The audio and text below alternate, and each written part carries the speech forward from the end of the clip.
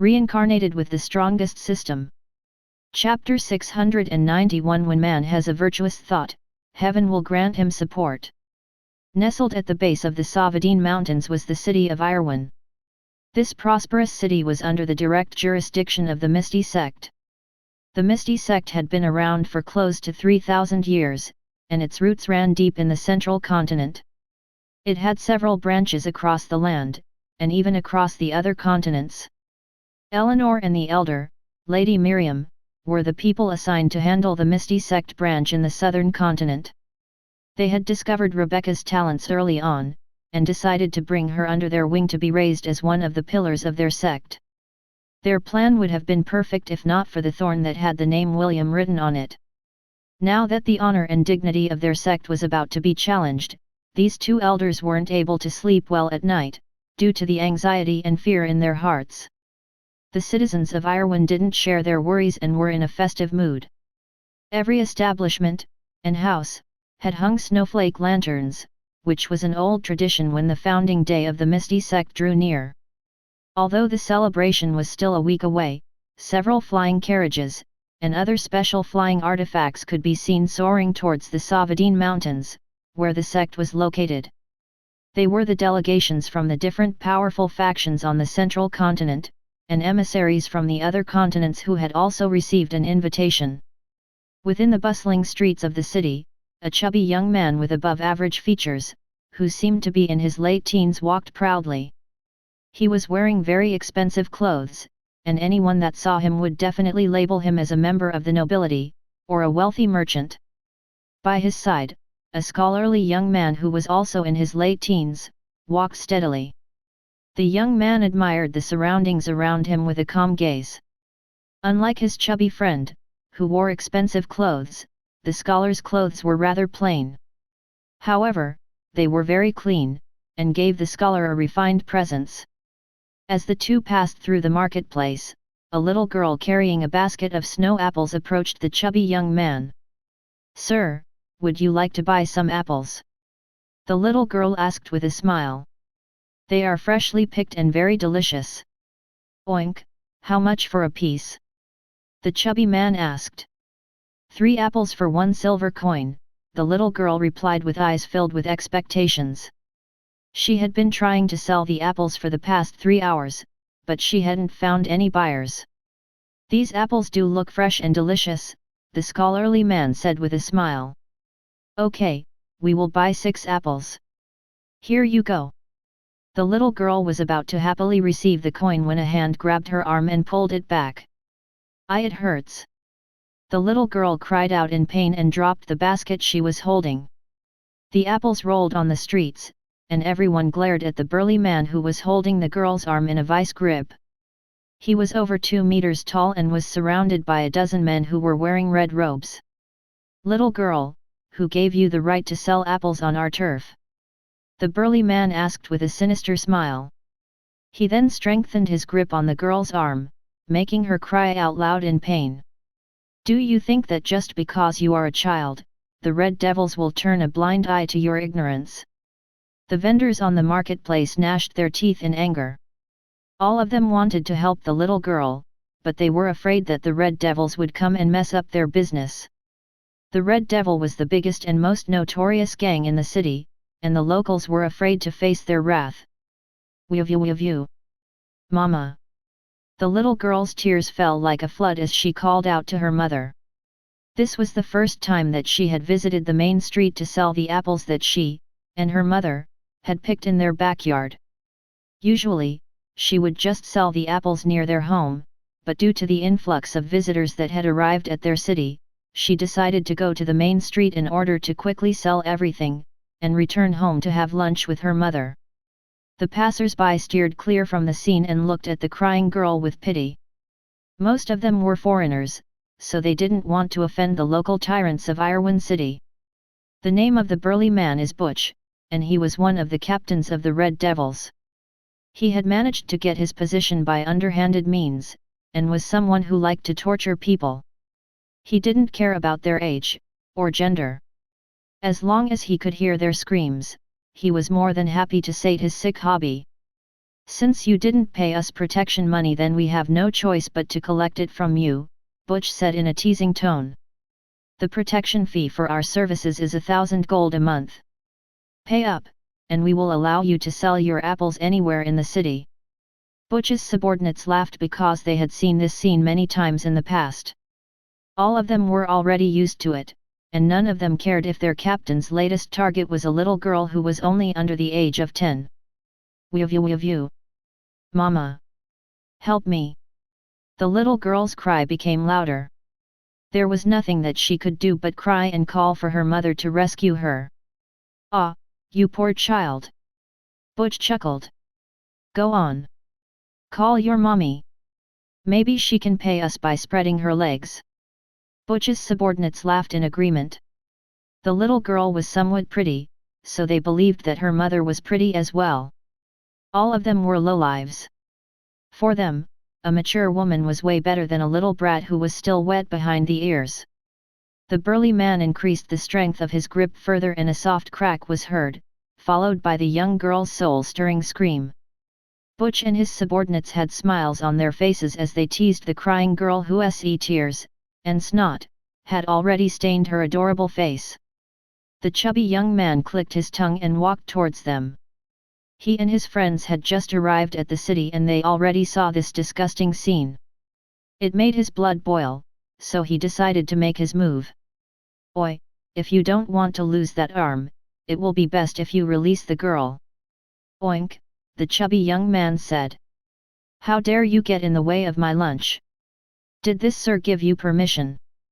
Butch and his men stared at the chubby teenager before laughing out loud. This was also not the first time when they saw a knight in shining armor trying to save the damsel in distress. Most of these knights were already buried 6 feet under, and Butch had tortured them until they breathed their last breath. Well, look what we have here. Butch grinned. He appraised the chubby teen's clothes and knew that he came from a rich family. Are you talking to me, pig? As one of the captains of the Red Devils, Butch's strength was of the adamantium rank. He could fight head-to-head with a centennial beast, and crush them with his superior strength. Because of this, even the leader of the Red Devils favored him, and gave him the task of collecting the protection fees in the most profitable place in the city. The chubby young man sighed and shook his head. I do not wish for dominion, but I cannot let the innocent suffer. Since you crossed my path, I can't turn a blind eye to your ignorance. Butch's smile widened as a sinister glint passed through his eyes. So you want to play the hero? I'd like to see how you can save this brat from my hanga. The captain of the Red Devil wasn't able to finish his words because he felt something hard hit the side of his face, sending him flying towards a nearby fruit stall. The little girl cried out loud as she lost her balance. She was about to fall on the ground when a strong pair of hands held her in place. The scholarly man chanted as he cast a healing spell on the girl's arm, who was already starting to turn into a darker shade of blue. Make sure to collect medical fees for this child's broken arm, the scholar stated as he focused on healing the girl. Additional compensation is also needed for emotional trauma. Oink, got it, the chubby teenager said as he picked one of the apples that had fallen on the ground. He then took a bite without caring that it had already been dirted. The crisp and delectable reverberated in the air, as the chubby teenager ate with gusto. Butch roared in anger as he charged towards the chubby young man with bloodshot eyes. He had already summoned a bastard sword in his hands, and was hell-bent to cleave the pig in two. The scholar gently carried the little girl in his arms and walked towards a safe location. He was not concerned about his friend, because he knew that the burly man wasn't his friend's match. When man has a virtuous thought, heaven will grant him support, the chubby young man stated as he held the handle of his rake firmly in his hand. Fool who doesn't know your place, I will slap your face. Chapter 692. Well then, are you guys ready to rumble? Die! Butch roared as he swung his sword with all of his strength. He was one of the big shots of the underworld in the Savadine Mountains, and this was the first time he had been embarrassed this badly. Zhu didn't even glance in Butch's direction, and merely thrust the rake behind him. A resounding clanging sound was heard as the two weapons clashed against each other. Everyone was expecting the chubby teenager to be cut in half, but the scene in front of them made their eyes widen in surprise. Butch's bastard sword found itself trapped within the gap of the nine-tooth rake, unable to advance forward. Zhu clicked his tongue as he twisted the handle of his rake, snapping the bastard sword in two. He then thrust the rake backwards once again, sending Butch flying a few meters behind him. The captain of the Red Devils once again landed on the same stall he had crashed into earlier. The merchant who owned the store was nearly in tears because all his wares were destroyed. Although he appreciated Zhu saving the little girl, he was still heartbroken due to the loss of his profits. A powerful shockwave erupted from the stall as Butch released his battle aura. Blood flowed out of his nose, as his face contorted in anger. This was the second time that he had been sent flying by his opponent and his anger had reached its peak. "I'll kill you!" Butch shouted as he once again lunged at Zhu while holding two short swords in his hands.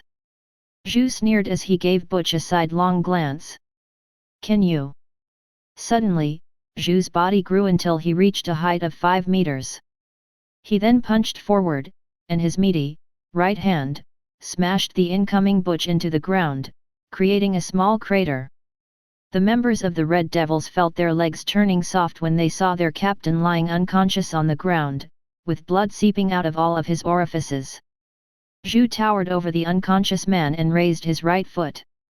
He then stepped on Butch's right arm, turning it into meat paste. The sudden pain made Butch regain his consciousness. A blood-curdling scream followed suit as the pain of his injuries crashed down on him like a giant wave, making him cry out in pain. A few of his ribs had been broken earlier, making his breathing painful and difficult. Zhu gazed down on him with a smile as he poked the burly man's body with the end of his rake. "Ah, you poor child!" Zhu chuckled. "Does it hurt?" "Don't worry, this is only the beginning." Stop!" Butch pleaded. Forgive me. Have mercy." Zhu nodded. "Okay, but you have to pay. 1 million gold coins will do." I don't have that much. I only have over 2,000 gold coins on me." "Okay, give it to me." Butch moved his still intact left hand and summoned a leather pouch from his storage ring.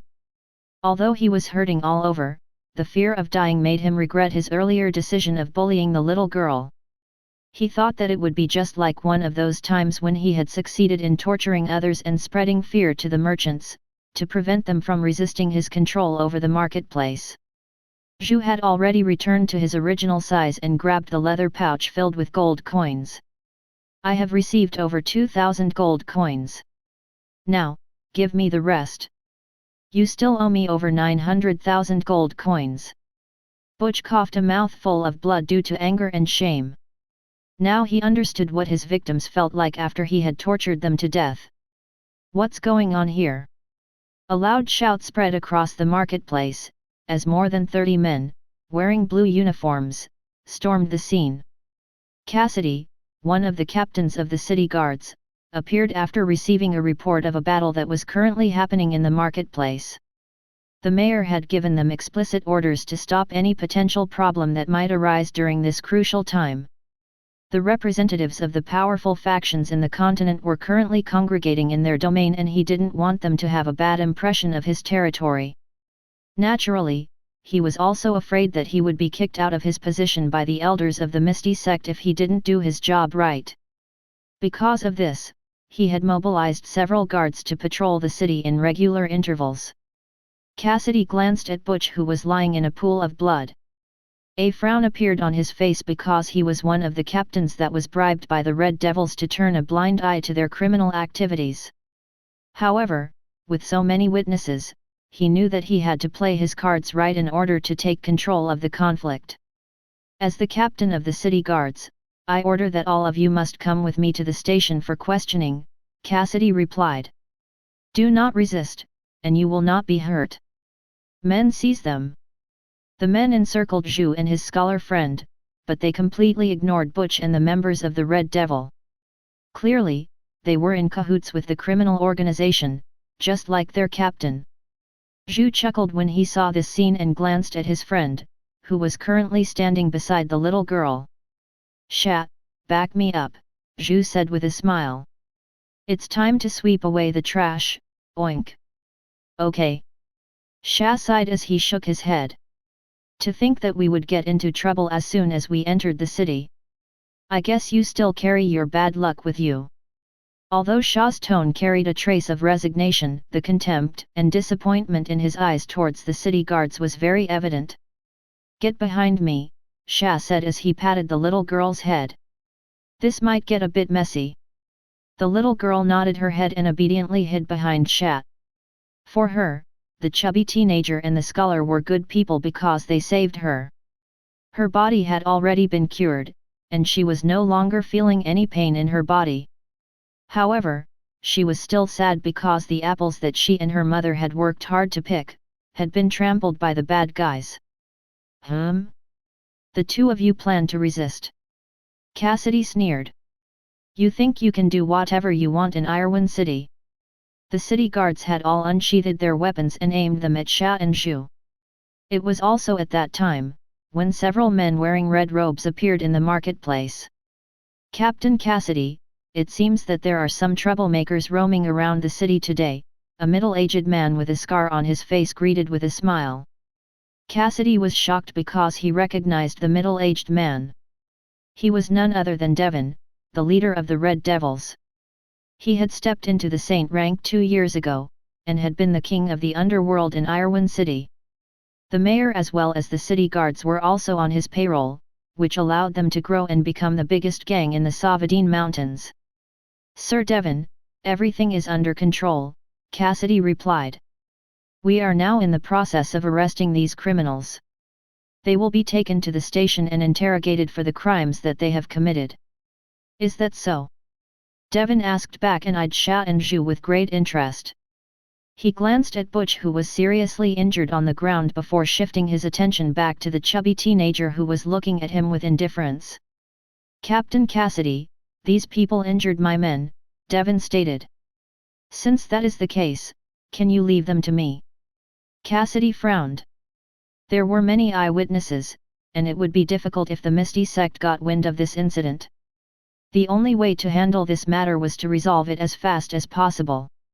The captain of the city guards scanned the surroundings and found that more men wearing red robes had arrived at the marketplace. According to his estimate, there were now over 300 members of the Red Devils, and it would be very difficult to say no to Devin's request. "Very well, but make sure that it doesn't go out of hand." Cassidy compromised.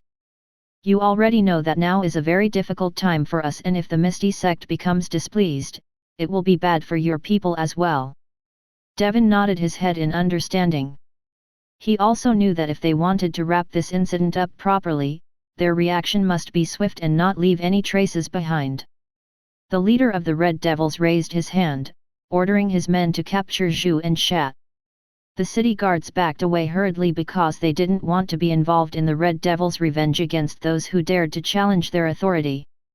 Zhu was about to transform into a 5-meter-tall giant when a carefree voice broke the tense atmosphere.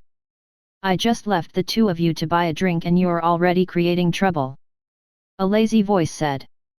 "Perfect. I love trouble. Why didn't you call for me, senior brother?"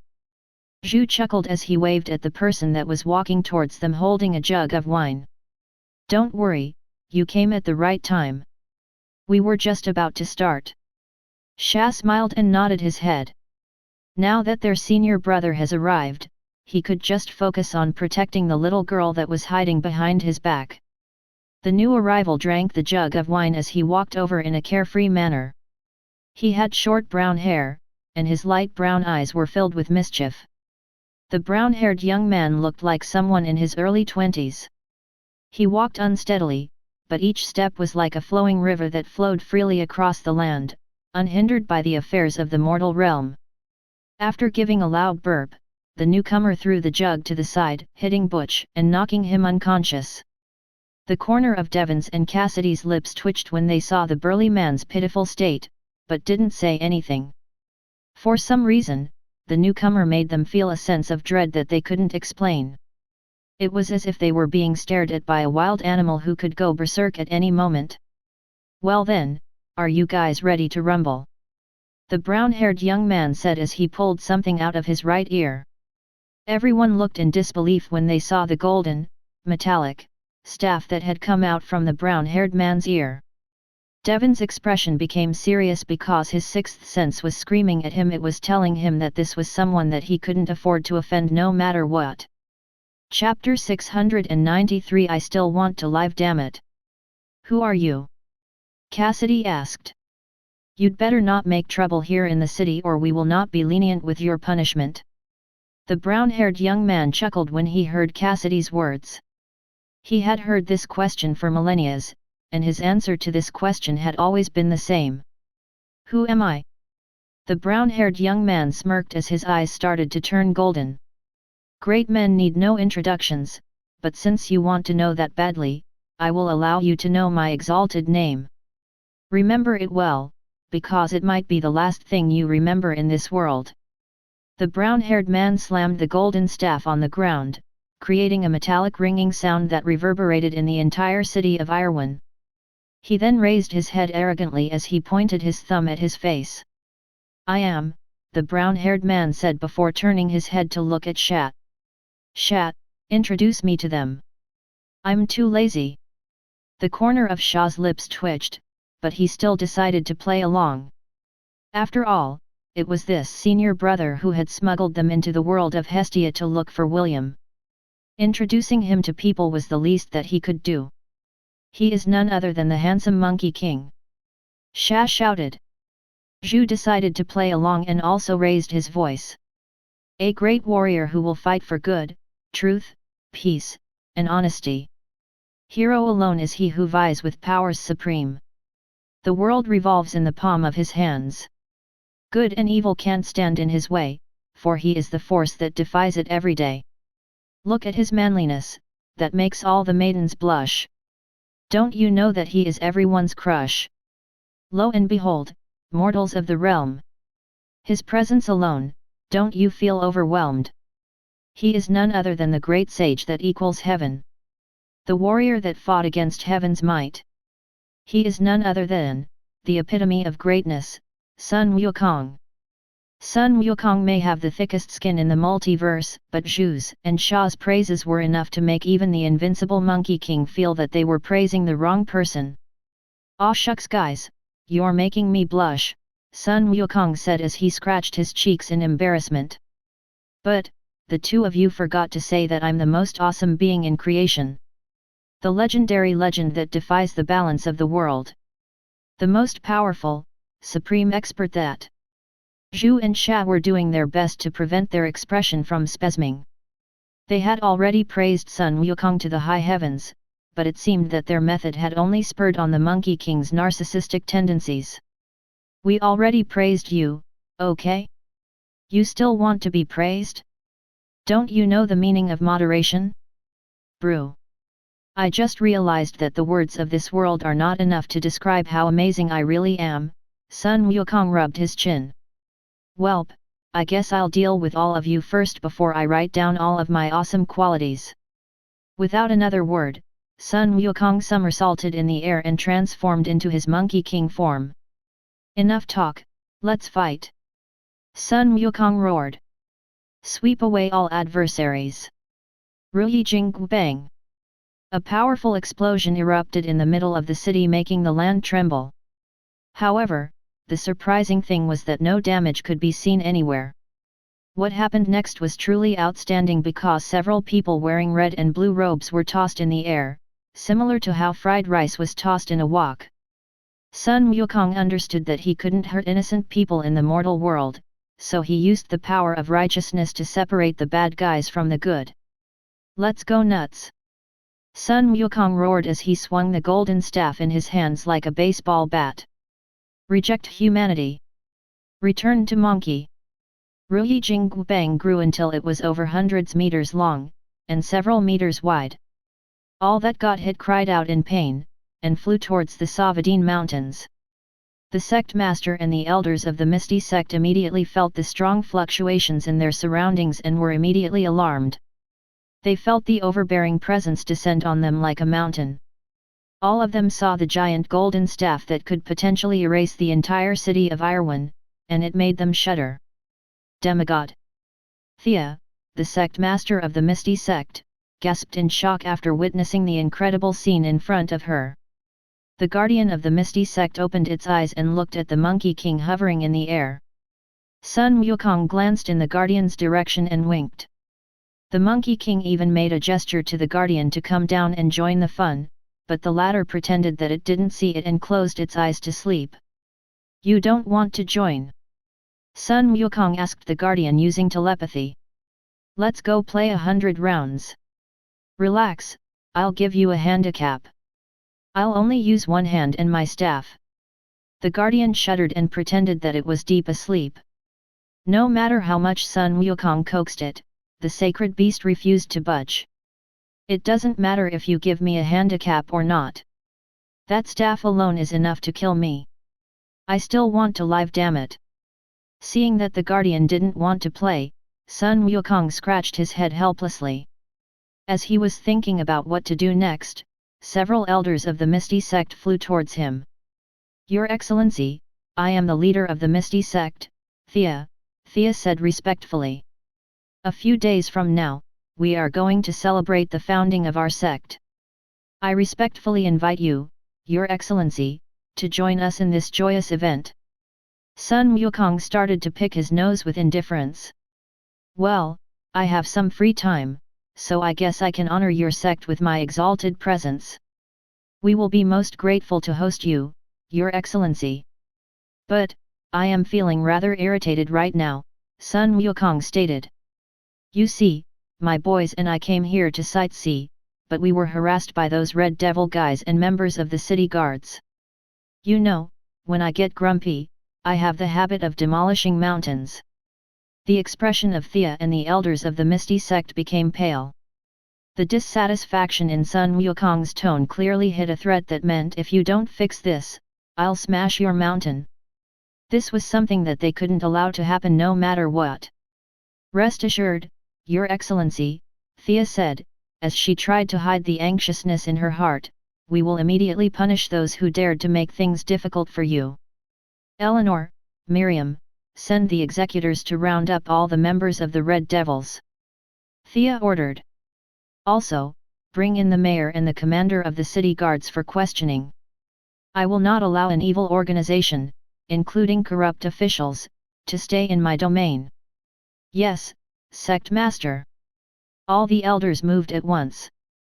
They had long turned a blind eye on the actions of the Red Devils, and the corruption of the city's officials, because they also received benefits on their end.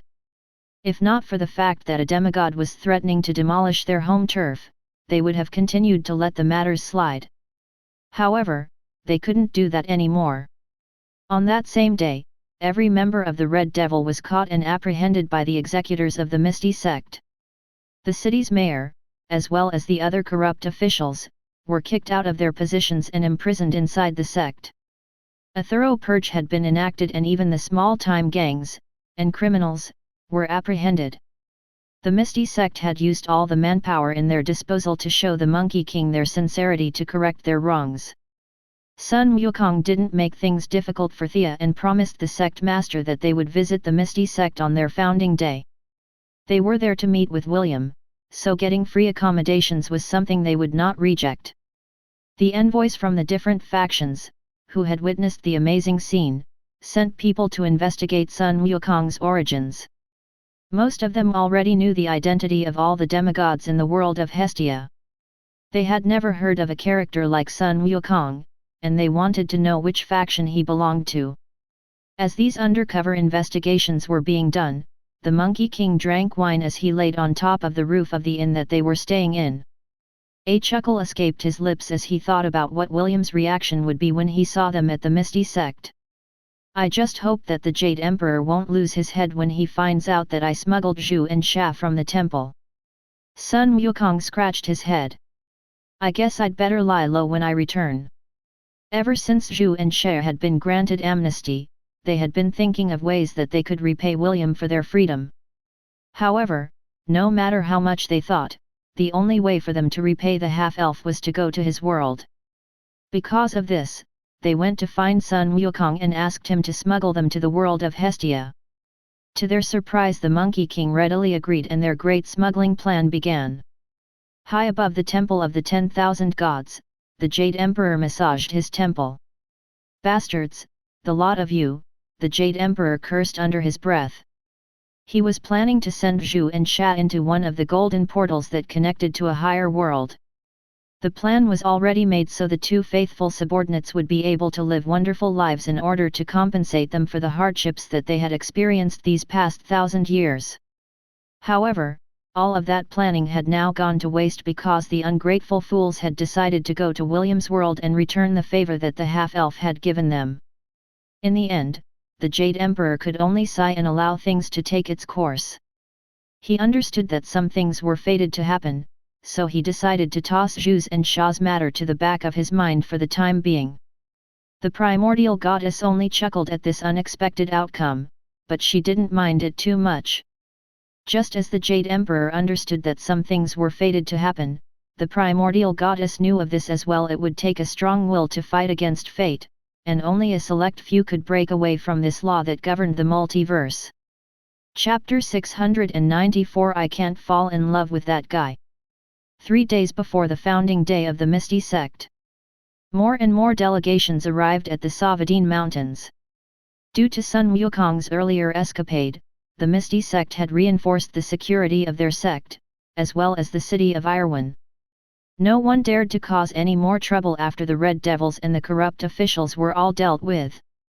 Several flying carriages pulled by giant eagles flew past the city and headed towards the mountaintop. Each of these carriages carried the banner of the Creator Empire. After a few weeks of travel, Emperor Leonidas, Prince Maximilian, Princess Sidonie, Kenneth, Lilith, Pearl, and other high-ranking nobles had finally arrived at the main branch of the Misty Sect. As soon as their carriages landed, several inner disciples of the sect respectfully greeted them, and brought them to their temporary residences. The Misty Sect had prepared for this event for a very long time, and all the influential people were given the VIP treatment. Emperor Leonidas and Prince Maximilian went to see the sect master to personally give their greetings. Princess Sidonie, on the other hand, led their entourage to their respective quarters, in order to rest. Although their journey was uneventful, traveling for long distances was still exhausting. Kenneth and Pearl shared a room, while Lilith went towards the quarters prepared for the Amazons. Empress Andraste had arrived a day earlier, and was waiting for Lilith to tell her about her experiences with William. The boy has a big appetite. Not only is Princess Sidonie his fiancée, he also married the sin of gluttony. Empress Andraste asked with great interest. Lilith nodded. Yes, mother. Also, from what I can tell, he is also close to the sin of sloth. Empress Andraste chuckled as she eyed Lilith with a smile. So, are you interested in him, daughter? Lilith frowned.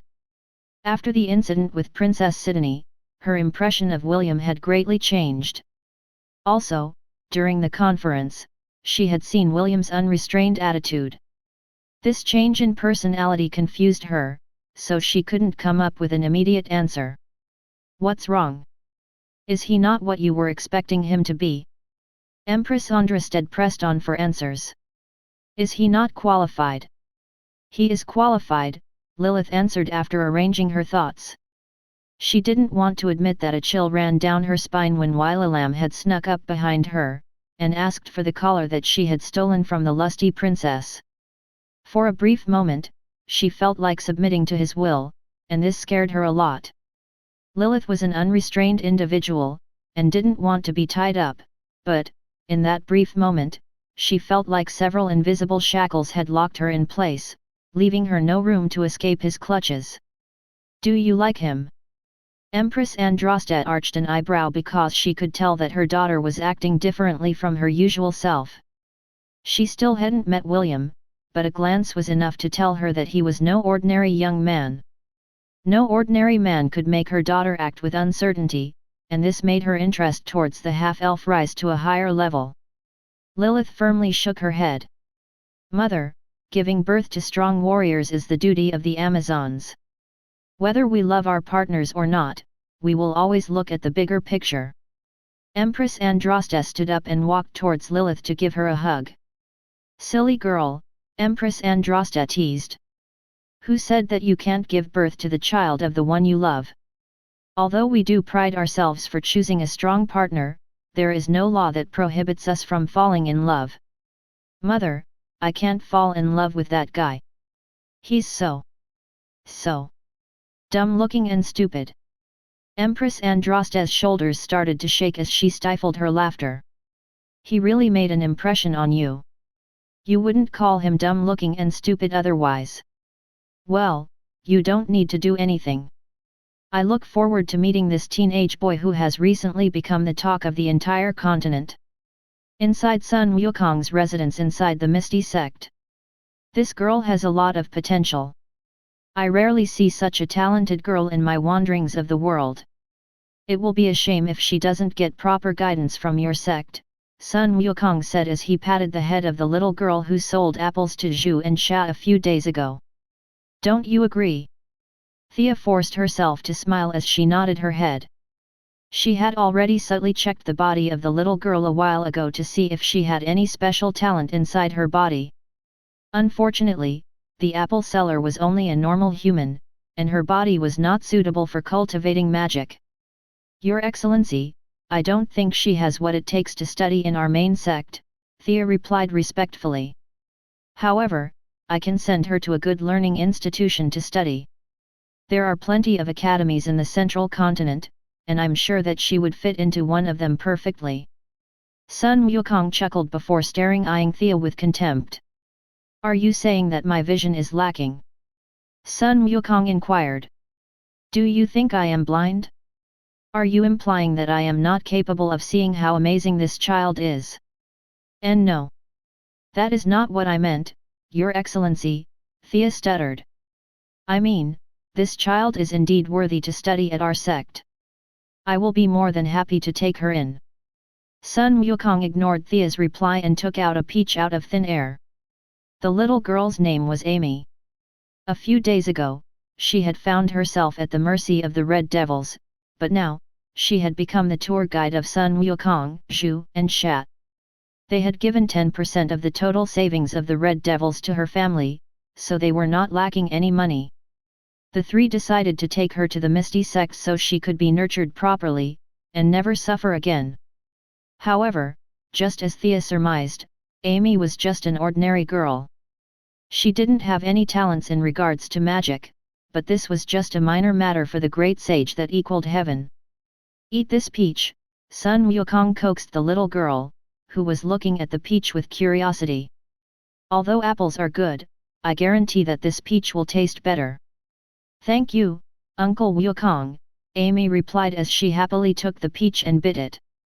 Sun Wukong nodded and patted her head. Good girl. What he had given Amy was one of the peaches that grew on the orchard of longevity back in the Celestial Palace. Those who consumed the fruit would have their bodies strengthened and allow the power of heaven and earth to be attracted to their body. As Amy ate the peach, Wukong once again shifted his attention to Thea, who was doing her best to retain her dignity as a sect master. I want her to have the best education, so make sure to make her one of your inner disciples, Sun Wukong said in a carefree manner. I will visit her from time to time to check her progress. If I see her getting neglected, he. Wukong made a slicing gesture on his neck while looking at Thea. As the sect master, she already knew that she couldn't afford to antagonize such a strong being. Even their guardian refused to fight Sun Wukong, which proved that the latter was stronger than the protector of their sect. We will do our best, Your Excellency, Thea bowed respectfully. However, learning magic depends on the talent of the individual. Even if we give her all the best resources, if her ability falls short, there is nothing that we can do. There had been no precedence for a normal human to cultivate the secret arts of the Misty Sect. Only those that were able to wield ice magic could benefit from it. Thea didn't want to antagonize Sun Wukong, but she didn't really have any way to create a miracle. No matter how much you beat a dead horse, it will no longer move no matter how hard you try. Sun Wukong snorted and waved his hands to dismiss Thea's words. Just do as I say, Sun Wukong ordered. I am not asking for our opinion. The only thing that I want to hear from you is yes and yes. So, are you going to train Amy or not? Yes, Thea answered in resignation. We will train her to the best of our abilities. Sun Wukong nodded. That's more like it. The elders of the Misty Sect that had accompanied Thea to welcome Sun Wukong and his entourage had complicated expressions on their faces. Even so, at the face of absolute strength, they had no choice but to hold back their complaints in their hearts.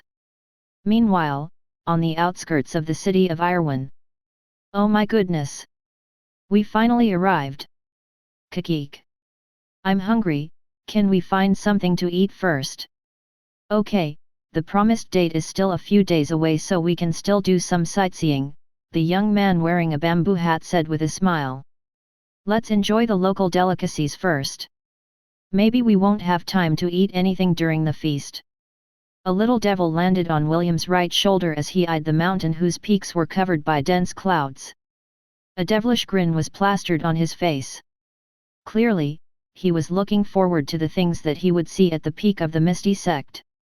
A little angel landed on William's left shoulder. He placed his hands behind his back as he, too, looked at the towering mountain in the distance. The angel's eyes glowed faintly before returning to their normal color. Soon, an angelic smile appeared on his face as a plan formed in his mind. The young man wearing a bamboo hat wasn't conscious of what his two companions were thinking. The only thing on his mind was to enter the city and wait for the promised date to arrive. Chapter 695 I came here to help you beat William. Rebecca came out from the glazed domain and was told to take a rest inside her room for the time being. She had been inside the domain for nearly 2 years, in preparation for the battle against William. For her, this battle was just tying up the loose ends of her past. The genius of the Hellan kingdom stared at the blizzard that was raging outside her window. This was a very common occurrence in the Savadine Mountains and she was already used to it. Rebecca sighed as she sat cross-legged on the carpeted floor. She was planning to meditate to clear her mind from mundane thoughts, and circulate the magic power inside her body. Just as she was about to fall into that meditative state, she heard a light cough that came from her window. Rebecca's eyes fluttered open as she gazed at the direction where the sound came from. There she saw a little person that was only as tall as an adult's hand, and looking back at her with an angelic smile on his face. He had short blonde hair, light green eyes, and a face that was both familiar and unfamiliar to her. "Who are you?" Rebecca asked. She narrowed her eyes and several icicles floated around her body, pointing at the visitor that had come to her room uninvited. "My name is Elliot, and I am William's familiar," Elliot replied. He didn't seem bothered in the slightest about the icicles that were pointing in his direction. Rebecca's brows furrowed when she heard Elliot's reply. Now that she had taken a good look at her visitor, she noticed that he did look like the half-elf that she was to fight a few days from now. "Did he send you a message to pass to me?" Rebecca inquired. This was not the first time that she had seen a familiar. A few of the elders in the Misty Sect also had familiars, but she had never seen a familiar like Elliot. "No." Elliot shook his head. "I came here on my own volition. This has nothing to do with William." A frown appeared on Rebecca's face, but she still decided to ask what Elliot's purpose was for coming. "Why did you come to find me?" "I came here to help you beat William." Rebecca's eyes widened in surprise, but this only lasted for a brief moment. She suddenly became vigilant and thought that this was a scheme made by William, in order to deal with her before their promised battle. "You have trust issues," Elliot chuckled, "but this is also a good trait. This is the first time we have met, so being vigilant is the right course of action. Now where was I? Ah yes. I came here to help you beat William." "I don't need your help." "Oh, but you do. Even if you are a 7th circle magician, your chances of beating him are 0%. Rebecca's eyes glowed with power and the number of icicles increased exponentially. With just a thought, all of these icicles would fly and skewer the annoying familiar and make him shut his pretentious mouth. Elliot was unfazed by Rebecca's open hostility. Instead, he raised his hand and a white glowing crystal appeared. "This is the heart of a crystal phoenix," Elliot stated. "Tomorrow, you will be taken to meet the guardian of this sect, and you will form a temporary contract with it. However, your body is not strong enough to accommodate its power. This is why it will refuse to become your temporary beast companion. However, if you absorb this heart crystal, your body will become its perfect vessel, and you will be able to successfully form a contract with it." Rebecca stared at the floating crystal in a daze. She could feel very strong magical powers inside of it. A power that was strong enough to make her jump to the 8th circle, as long as she was able to obtain it. "I don't believe that you came here to help me," Rebecca forcefully tore her gaze from the crystal and shifted her attention to Elliot. "A familiar betraying its master? I'm not born yesterday. What is your real purpose for coming to me?" Elliot nodded his head. "You're right. I didn't come here to help you out of the goodness of my heart. There's no free lunch in this world. This heart crystal is very precious, so naturally I won't be giving it for free. Would you like to have a bet with me?" "A bet?" "Yes." The angel familiar pushed his hand forward and the crystal floated towards Rebecca, stopping a meter away from her face.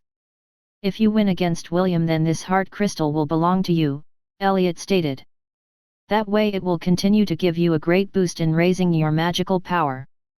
Perhaps, a few years from now, you will enter the 10th circle, and you will be able to look down on this world in disdain." "And if I lose?" Rebecca asked. She was confident about winning against William. What she was afraid of was that the crystal had been tampered with and it would cause her to lose her match against her ex-fiancé. "You will become my subordinate for 2 years, Elliot replied. "I will be your boss, and you are not allowed to refuse my orders, no matter how unreasonable they might seem to you." Rebecca wanted to reject the familiar's offer, but the temptation of reaching the 10th circle made her heart beat wildly inside her chest. For the past 1,000 years, no one had been able to step into the 10th circle. For magicians, this was their ultimate goal. It was the highest honor, and her name would be written in the history books, joining the other masters that had also attained the pinnacle of magic. No magician could possibly reject such an offer. Even though the rank of Rebecca's talent was perfect grade, it was not an absolute guarantee that she would be able to reach the 10th circle in her lifetime. "Very well, I accept this bet," Rebecca stated. "Are you sure?" Elliot crossed his arms over his chest. "If you lose, you will become my subordinate for 2 years. Are you fine with that?" "I will not lose. I like that confidence of yours." Elliot waved his hand and a contract appeared beside the floating crystal. "Read the contract and sign it with your blood." "Sorry, but verbal agreements don't carry any weight. I only trust contracts." Rebecca eyed Elliot before glancing at the contract. She had read the details written on it, and there was nothing wrong with it. It was exactly as Elliot said. If she won, then the heart crystal was hers to keep. If she lost, then she would become his subordinate for 2 years. Nothing more, nothing less. An icicle dagger appeared in Rebecca's hand and she pierced her fingertip with it. She then smudged the contract with her blood, agreeing to the conditions that were written on it. The contract glowed and 2 beams of light shot out from it.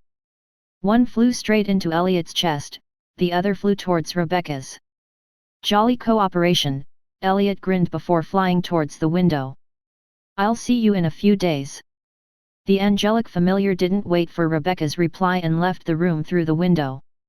The ice-cold wind entered the room and blew across her face, but she wasn't bothered by it.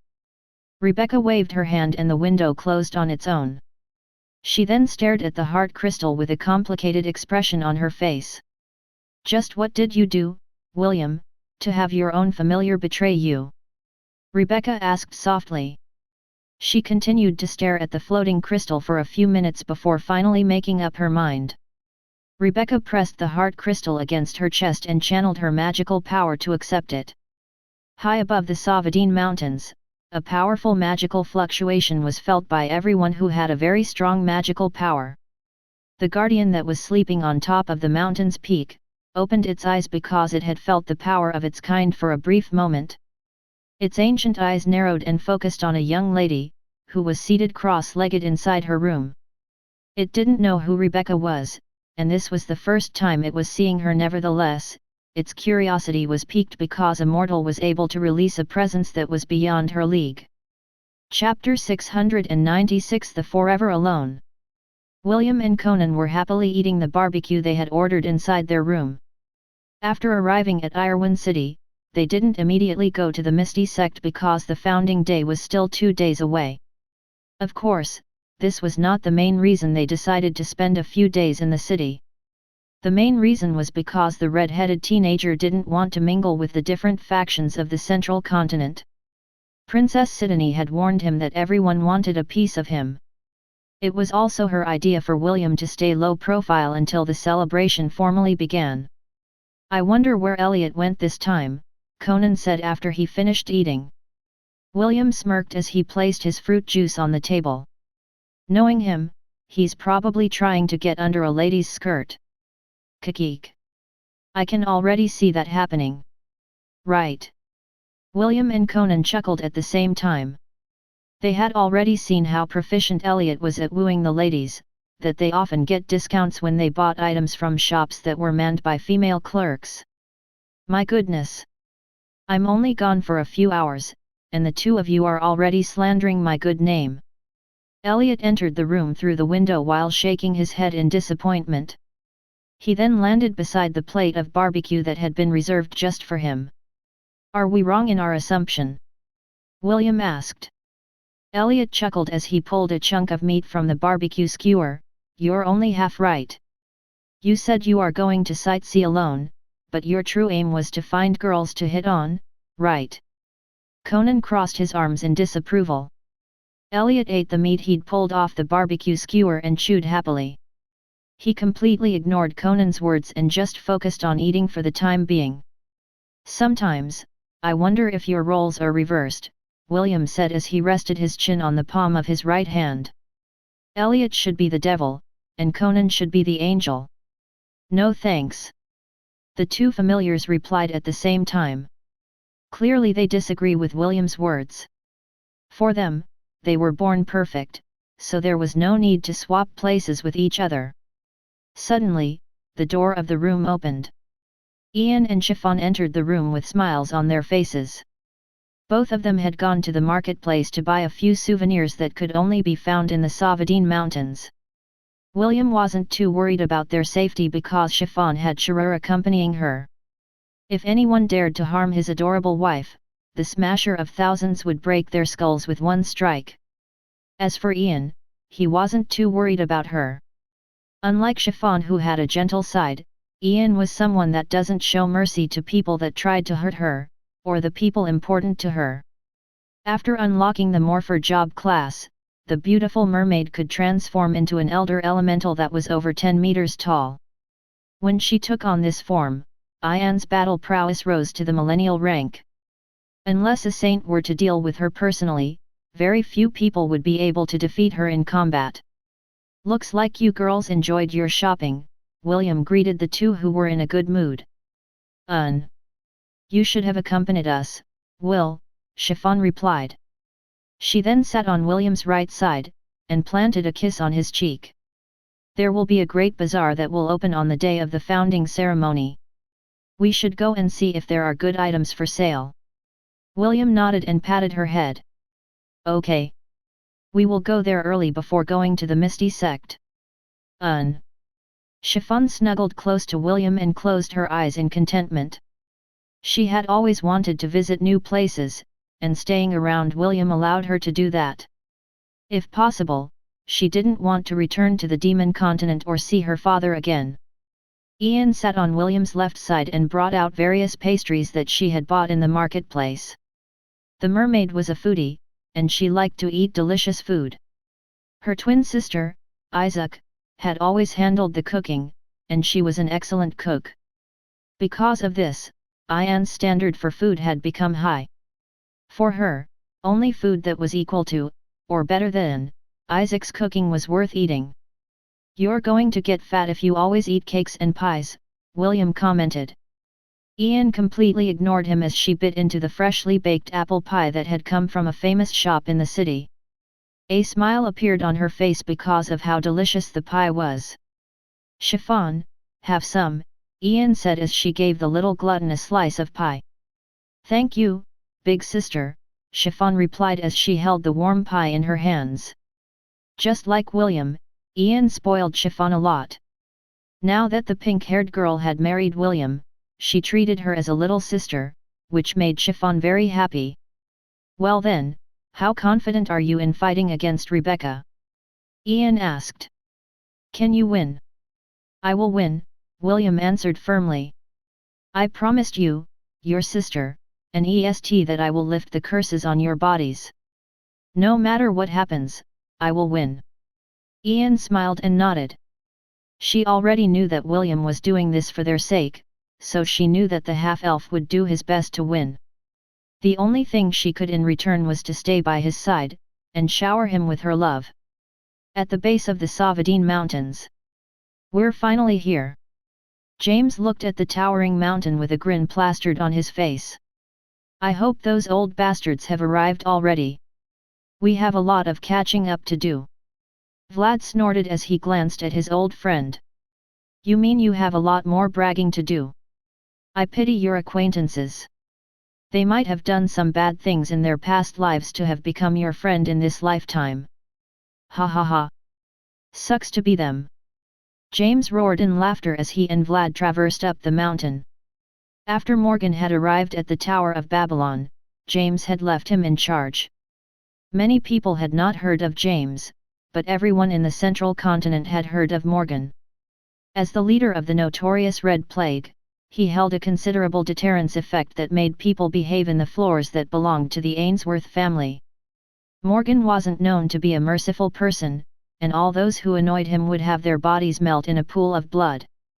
To James' surprise, the envoys of the Amazons were also very interested in Morgan. They had long heard of him, and his name was placed in the top 10 of ideal partners of the Amazon race.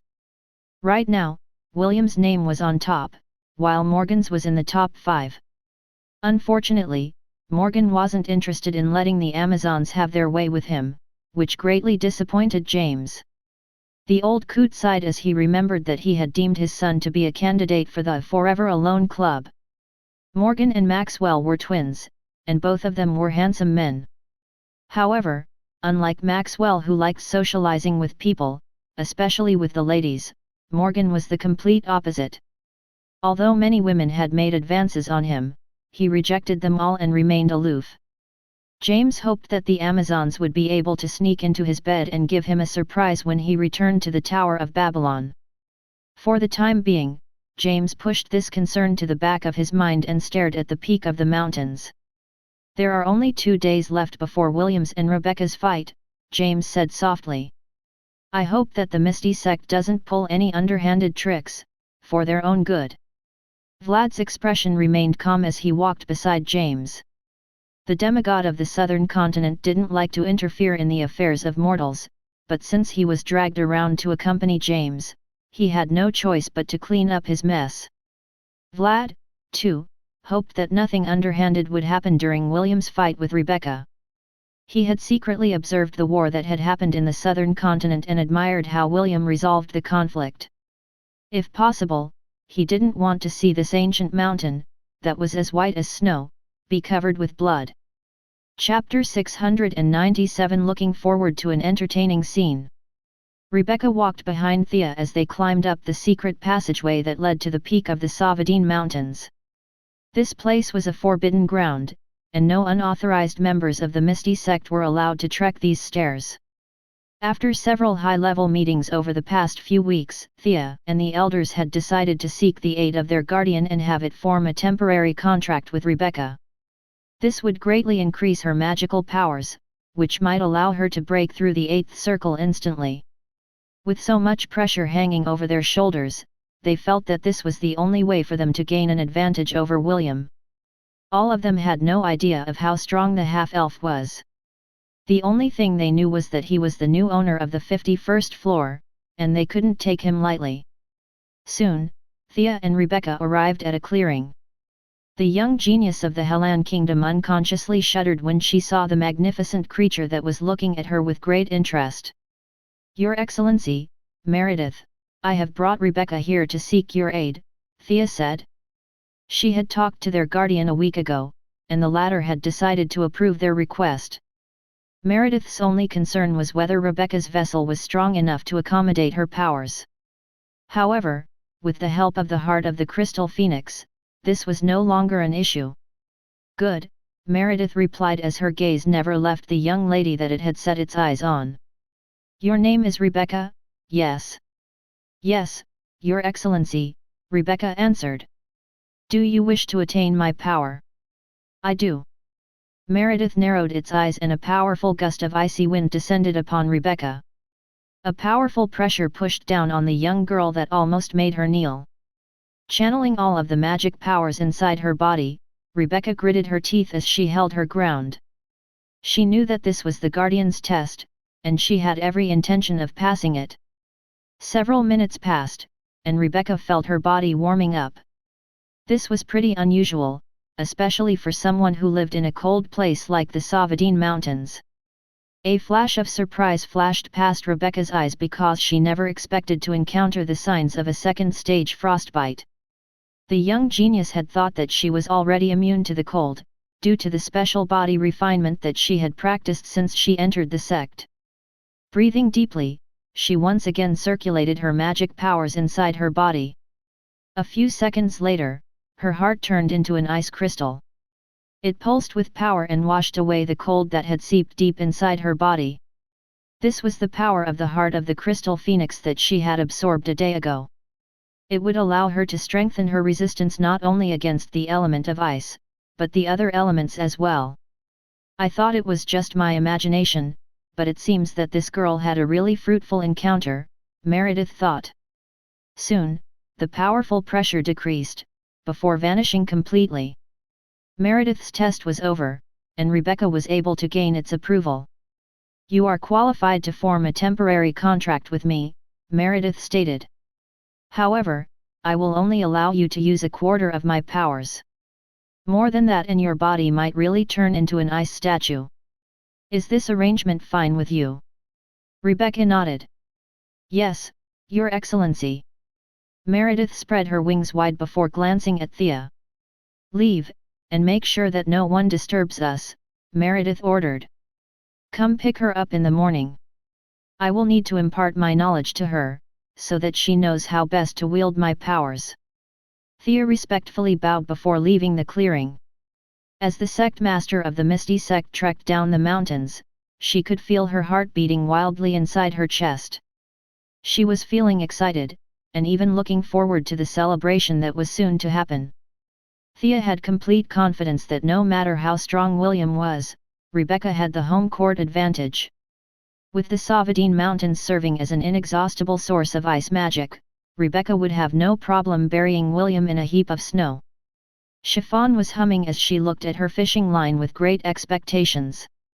William had taken them to the frozen lake that was a mile away from the city in order to spend some quality time with his lovers. The half-elf had created a few holes in the ice that covered the lake's surface, and encouraged the two girls to try ice fishing. Fishing had become Chiffon's favorite hobby after climbing the Tower of Babylon. As a mermaid, Ian was also good at fishing. But, she wasn't that good at traditional fishing. She preferred to go into the water and capture her prey in their natural habitats. Of course, right now, all three of them weren't allowed to use any cheats in order to catch fish. The smell of barbecued fish reached their noses, and the golden piglet that was seated beside Chiffon's left foot salivated. Elliot and Conan were in charge of the barbecue, and the two of them diligently cooked the fish that William, Ian, and Chiffon had caught.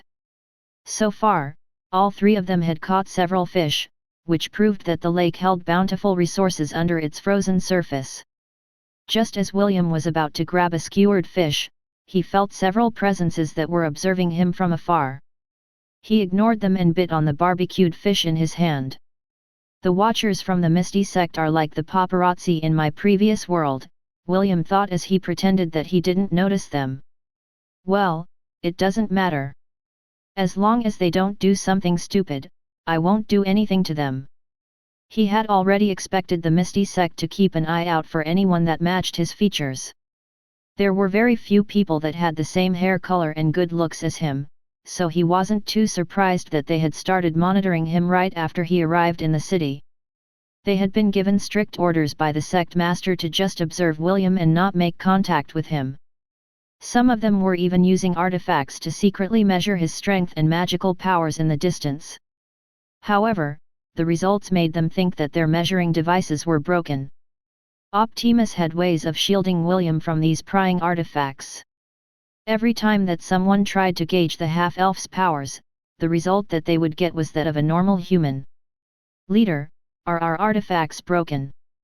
One of the inner disciples, who was tasked to monitor William, whispered. "No." The leader replied. "Notify the elders and tell them that we can't gauge his current power level. Also, tell them that the target has already discovered us." "What?" The inner disciple's eyes widened in shock. "Impossible. How can he discover us from this distance? We are also using the stealth technique of our sect." "Leader, I think you're just being paranoid." The leader glanced at his subordinate with a calm expression on his face. He couldn't be bothered to explain, and just ordered everyone to return to the city. The leader of the inner disciples glanced at William one last time before running away. He had a highly developed sixth sense, and this had saved his life countless times in the past. Although the half-elf wasn't doing anything peculiar, his small angelic familiar had been looking in their direction, while barbecuing. The latter had even winked at him when he was observing William's group through the lens of a telescope. Although the familiar had a dazzling smile on his face, the leader felt that if he didn't leave soon, he would definitely regret it. Elliot watched the disciples of the Misty Sect back away as he handed Bacon a fish skewer. His eyes glowed briefly, and a peal of thunder echoed in the distance, followed by a lightning strike that landed a few meters away from the retreating disciples. If the disciples had thought that their captain was only being paranoid earlier, they realized their folly as all of them ran away in earnest. "Good job, Elliot," William said as he gave his angelic familiar a thumbs up. "Ha ha ha, this is but a small thing," Elliot replied as he gave William a mischievous smile.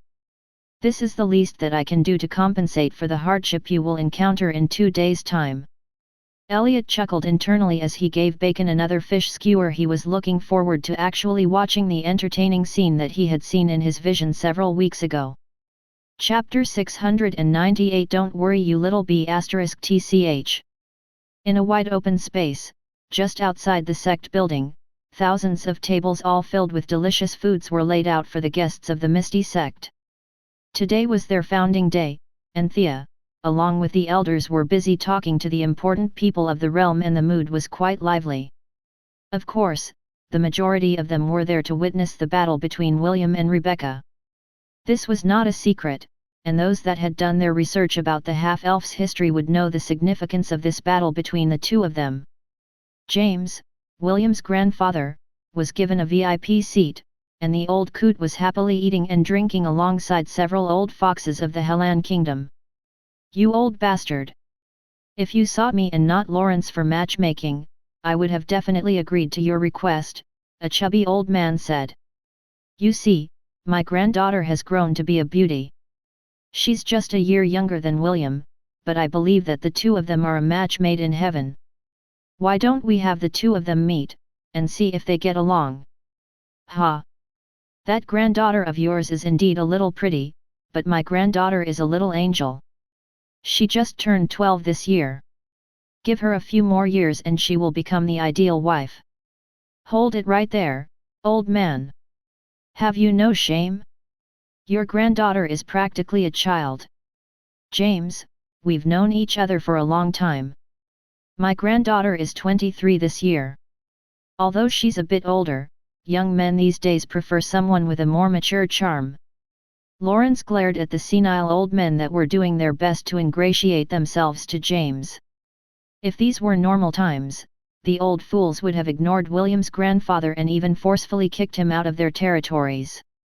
Jevon, Wendy's grandfather, had a contented smile on his face as he drank his wine. William and his granddaughter were already married, so the Ainsworths were practically his in-laws. He didn't have to ingratiate himself to James, because they already had William in the bag. Although the rice was still not cooked, the pot was already on the burner. Wendy's position as William's first wife was firm and secure. No matter how many wives William had in the future, his granddaughter would be the main wife. My granddaughter is good, Jevon thought.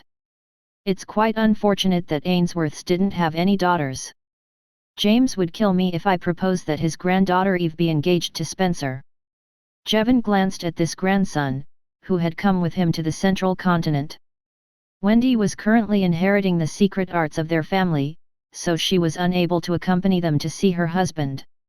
James, who was the center of attention, laughed out loud and enjoyed being in the spotlight.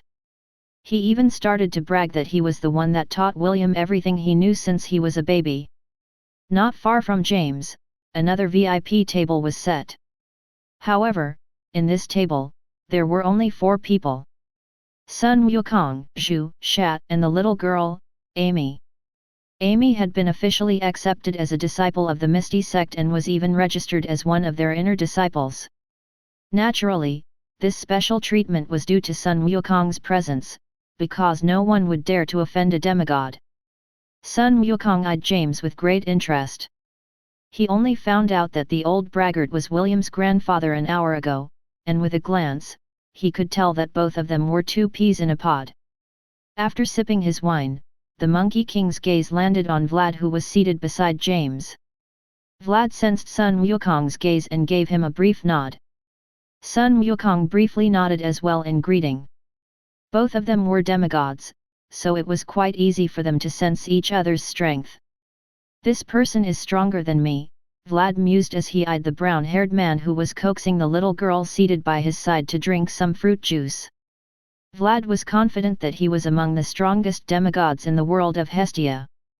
However, after seeing Sun Wukong, he realized that there was someone who managed to reach the level that blurred the distance between a demigod and a god. Sun Wukong might not be a god, but he was the next best thing, and very few were his match under the ranks of gods. Princess Sidonie was seated beside the royal family of the Creator Empire. She was feeling very bored because she was waiting for William to appear. Although she was able to be together with the half-elf inside the Thousand Beast domain, she felt envious of Ash and Chiffon, who were always by his side. Such is the responsibility of the royal bloodline. Princess Sidonie sighed. As one of the most beautiful young ladies of the realm, several young men weren't able to take their eyes off her. Some of them were princes, while others were prodigies whose name reached far and wide. Princess Sidonie politely rejected their invitations and advances to talk to her. She was not in the mood to socialize with other men. Her beloved was more than enough for her. Still, there are a few annoying people here as well, Princess Sidonie thought as she felt the presence of the members of the 7 Virtues. Ephemera, the maiden that represented justice, was chatting with 2 young ladies whose divinities made Princess Sidonie's skin crawl. After she arrived at the central continent, he went to the royal library in search for the identities of the counterparts of the 7 deadly sins. Although the 7 sins and 7 virtues were not openly hostile to each other, conflicts between them were as natural as the sun rising from the east. Temperance and fortitude. Princess Sidonie eyed the ephemera's acquaintances. Could they also be here for William? As if sensing her gaze, Ephemera glanced at her direction. The 2 ladies beside her did the same thing. Soon, a mocking smile appeared on Ephemera's face as she mouthed a word to Princess Sidonie. Right after that, she chuckled.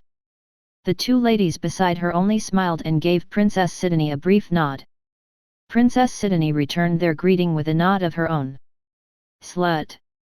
That was the word that Ephemera had said in order to mock her. The beautiful princess wasn't offended by her words. The past bearers of the divinity of lust were well known for their passionate hobbies of making love to men and women alike. If Princess Sidonie hadn't met William in his life, she might have also suffered the same fate as them. Lilith saw this exchange but didn't do anything. Although she and Princess Sidonie were both carriers of the 7 sins, the two of them weren't close. She didn't feel the need to help her against their counterparts, and was even looking forward to a confrontation. Unfortunately, Princess Sidonie wasn't someone who could be taunted by such petty schemes. She just waited for her beloved to arrive. Because she knew that no matter what anyone said behind her back, her future husband was the reason why everyone had come to the Misty Sect. "Don't worry, you little b***tch. A smile appeared on Princess Sidonie's face as she lightly twirled the fruit juice in her cup. "After I'm done with you, we'll see who will have the last laugh." Chapter 699 Prepare for trouble.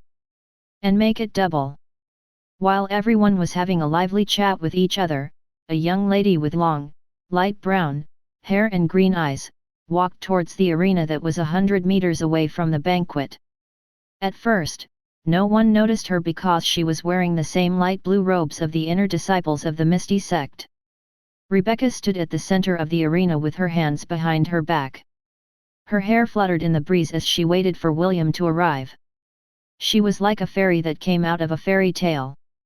The little girl whom the half-elf had seen back in Lont, had grown up to be a beauty that many would want to covet. Soon, almost everyone in the banquet was looking in her direction. Everyone appraised her bearing from head to toe, trying to know more about this young lady whose fate had been tied with William since they were babies. "So, that's Rebecca," Princess Sidonie muttered as she arched an eyebrow. "Well, she's not half bad." Several young ladies had the same opinion as Princess Sidonie as they looked at the girl who was said to be William's very first fiancée. Even though they were all girls, they had to admit that Rebecca was someone who was worthy to be paired up with the red-headed teenager, who managed to surprise the entire world. Lawrence looked at his granddaughter and sighed in his heart. No matter what happened, he was on her side. Although he felt that her chances of winning were slim, he would still cheer for her because blood was thicker than water. "The heroine is already here, but the protagonist is still not around," Empress Androsta said with a smile. "Who do you think will win, Lilith?" Lilith lazily leaned on her chair as she eyed Rebecca from afar. Now that she had seen William's childhood friend, her interest in her had already waned. "No one here is expecting her to win. The only thing I care about is how she will lose, that's all."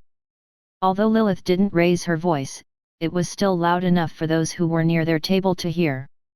The elders of the Misty Sect had calm expressions on their faces, while their disciples looked at Rebecca with a complicated gaze.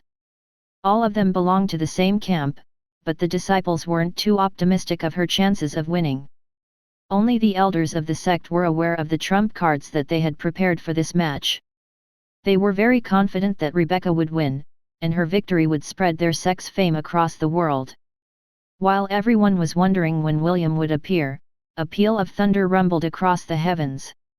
A few seconds later, a lightning bolt descended upon the arena and bathed the venue with light.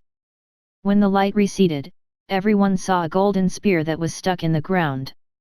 Floating beside it were 2 small people who were only as big as an adult's hand. One of them was wearing a white robe, with white wings flapping behind his back. The other wore black, and had bat-like wings that were spread out wide. "Prepare for trouble," Elliot said as he made a dabbing pose. "And make it double," Conan said as he also made a similar pose. "To protect the world from monster infestation.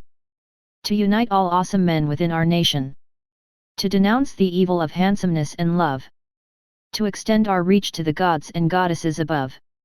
Elliot. Conan. Team William blasting off with all our might. "Surrender now, or prepare to fight." The golden spear glowed and a handsome half-elf with red hair, and light green eyes appeared in front of everyone. "That's right." William flipped his hair before taking an arrogant pose.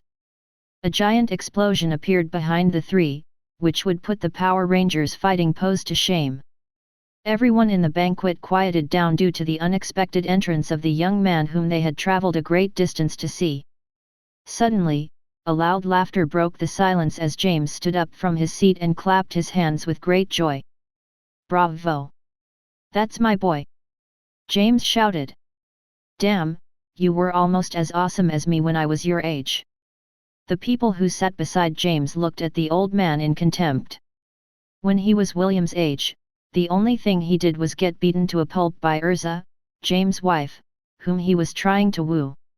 Rebecca, who was standing in front of William, was doing her best to keep the grimace that pressed for release from showing on her face. The three fools were still basking in their awesome entrance, and had no time to care about what Rebecca, or everyone else, was feeling. "I should have worn glasses and raised my chin 1 more centimeter," William muttered as he tried to fix his pose. "In doing so, my coolness factor would have increased another 25%. Indeed. We also should have worn matching clothes," Elliot nodded his head in agreement. "That would have given our group more appeal. Kakik, we should have added some confetti after the explosion." Conan joined in the discussion. "Flower petals would also do.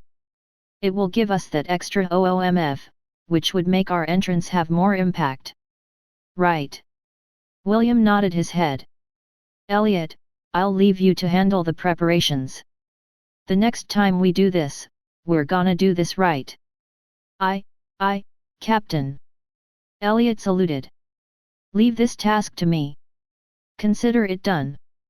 William and Conan nodded their heads. They knew that if they left these tasks to Elliot, it would be handled with perfection. Princess Sidonie covered her face due to second-hand embarrassment. For a brief moment, she wanted to pretend that she had no relationship with William.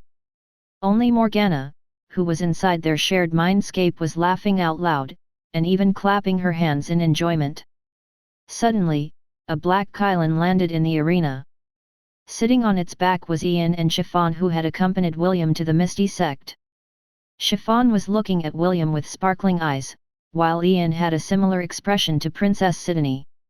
If possible, they wanted to pretend that the handsome half-elf was a stranger and had no relation with them. "Join Sidonie and wait for me to finish this, Chiffon," William said as he patted the pink-haired girl's head. "Look after her for me, Ian." Okay." The two left the arena walking hand in hand and headed towards the beautiful princess, who was already waving in their direction. After looking at his lovers for a few seconds, William then shifted his attention to Rebecca, who had already managed to compose herself. "Long time no see," William said with a smile. "You've become prettier." Rebecca smiled. "Indeed. It has been a while. You've become rather handsome. Shall we start?" "Okay." William and Rebecca unleashed their magical powers at the same time, sending a gust of air blasting in every direction. Both of them had waited many years for this day, and, now, all of their grievances would finally be settled on the peak of the Misty Sect. Chapter 700. If you don't want me to smash your face, you better keep your hands in the right place. "I didn't think you had the ability to wield magic," Rebecca said as her powerful magic power clashed against William's. William smiled as he crossed his arms over his chest. "There are many things you don't know about me." "Well, you're not wrong." "Right." The two once again increased the strength of their magical powers. A sound that was similar to something cracking spread across the arena as both of their magical powers tried to overwhelm each other. Suddenly, both of them took a step forward and disappeared from where they stood. The sound of crystals breaking reverberated in the air as both of them fought each other, using weapons made from ice. With each clash, their weapons would shatter. With each exchange, another explosion would take place. Eleanor's eyes widened in shock because she couldn't believe what she was seeing. The shepherd was actually using ice magic, and from the looks of it, he was an expert in wielding its power. Back then, when she was still in the Hellan Kingdom, William didn't show any signs that he was able to use ice magic. Even when he fought against Kingsley and won, he never showcased this kind of mastery over magic. "Lady Miriam, the one who had suffered humiliation under William's hands, was equally shocked at the scene in front of her. She had thought that the red-headed teenager had managed to clear the 51st floor as a warrior, and not as a magician. She even thought that someone was impersonating William to battle in his place. Thea, who was paying close attention to the battle, frowned. According to the information that she had gathered from Eleanor and Lady Miriam, William didn't have any affinity with magic. Since that was the case, she could only think that the half-elf had a fortuitous encounter. However, the one who was most shocked of all was Lawrence. The old fox of Griffith had used his magic to appraise William during his visit to Lant. As an archmage, his sensitivity to magic was higher than most. During that time, he didn't sense any kind of magical power inside William's body. Even if the boy had hidden this talent, Lawrence would have been able to unearth it due to his uncanny ability. "You explain this to me," Lawrence glared at James. "How did your grandson manage to be able to use magic?" James glanced at the old fox whose veins were at the verge of popping out of his head. "What's there to explain?" James asked back. "William is my grandson. Naturally, he is as talented as me. Wielding magic is as easy as breathing to him. When he was 10 years old, he killed a millennial beast using ice magic. Everyone that was seated near James wanted to drown him in spit. They completely ignored the old man's claim about William being as awesome as him, because bragging was James' natural disposition. However, even if you beat them silly, they would never believe that a 10-year-old had been able to slay a millennial beast using ice magic. They were not little kids that could be tricked so easily. Impossible. Do you think I'm a gullible child?" Lawrence wanted to slap James out of anger because he thought that the old coot was joking with him. James shrugged as he shifted his attention back to the battle that was currently happening in the arena. "I answered your question," James answered. "Whether you believe it or not is completely up to you. I wouldn't lose sleep over something so trivial. He is my grandson, so him being awesome is only natural." William and Rebecca both took a step back and distanced themselves from each other. After fighting in close range, the half-elf was pleasantly surprised that his opponent was also proficient in close combat. Not all mages could do this. This only meant that Rebecca had undergone extensive training in both her magical and close-quarter abilities. Rebecca waved her hands simultaneously and hundreds of icicle shards flew in William's direction. The half-elf didn't make a move to dodge Rebecca's strike and simply stomped his right foot. Suddenly, several pillars of ice that formed a triangle appeared in front of him, deflecting the ice shards and making them bounce off his improved ice wall. Elliot and Conan had flown outside of the arena and acted as spectators. William had said that this would be a one-on-one battle, so they were not allowed to interfere. After Rebecca's icicle barrage lost its power, William stomped his left foot on the ground and several ice shards protruded on the ground, charging in his opponent's direction. These shards were over 2 meters tall, and looked incredibly sharp and deadly. Rebecca jumped upwards and spun in the air, creating an ice tornado. It absorbed the ice shards and flung it in different directions. Naturally, the protective barriers of the arena activated, preventing their attacks from harming the people who were watching the battle as they ate and drank. For most of the guests, this was the reason why they visited the Misty Sect. It was all just entertainment, and a way to gauge William's overall strength. They wanted to see the power that allowed him to conquer the Devil's Floor and open a new era to mankind. Empress Andraste's eyes never left William. She was dissecting his every move, his usage of magical power, and even his breathing. As the battle progressed, she was liking the half-elf more and more because the way he fought was outstanding for his age. There were very few individuals who could achieve such mastery, but she knew that both fighters were still not using their trump cards. "I'm sure this warm-up will end soon," Empress Andraste muttered as she glanced at her daughter, Lilith, who was also paying close attention to William. She hadn't even looked at Rebecca once when the fight started. Ephemera and her 2 companions were chatting casually as the battle waged on. For them, this wasn't a big deal, especially for Ephemera. As one of the virtues that specialized in combat, her only concern was whether both fighters would fight with the intention to kill. It was very easy for her to tell that neither of the two combatants showed any killing intent towards each other. In her eyes, the two were just playing house, and it was not the least bit exciting. Suddenly, an idea came to her head. She gathered a bit of her magical energy in her hand, as she looked at the ongoing battle in the distance. Just as she was about to subtly interfere with the battle, she felt a stinging pain in her hand, which almost made her cry out loud. Just watch! A little girl with fairy-like wings hovered in front of her face with her arms crossed over her chest. My disciple is fighting. If you don't want me to smash your face, you better keep your hands in the right place. William's sixth master, Chloe, eyed Ephemera like an annoying pest. She had just arrived at the banquet, and was just in time to see the battle. However, when she felt the subtle fluctuation that was gathering in Ephemera's hand, she knew that the girl with long purple hair was planning to play a dirty trick towards her disciple. This was something that she couldn't allow to happen, so she immediately went to slap her hand, which made Ephemera cry out in pain. "Why you?" Ephemera said through gritted teeth. She had met Chloe in the past, and knew how scary this little familiar was. Even someone as arrogant as her would not dare to antagonize this little juggernaut who liked to smash furniture, and people's faces.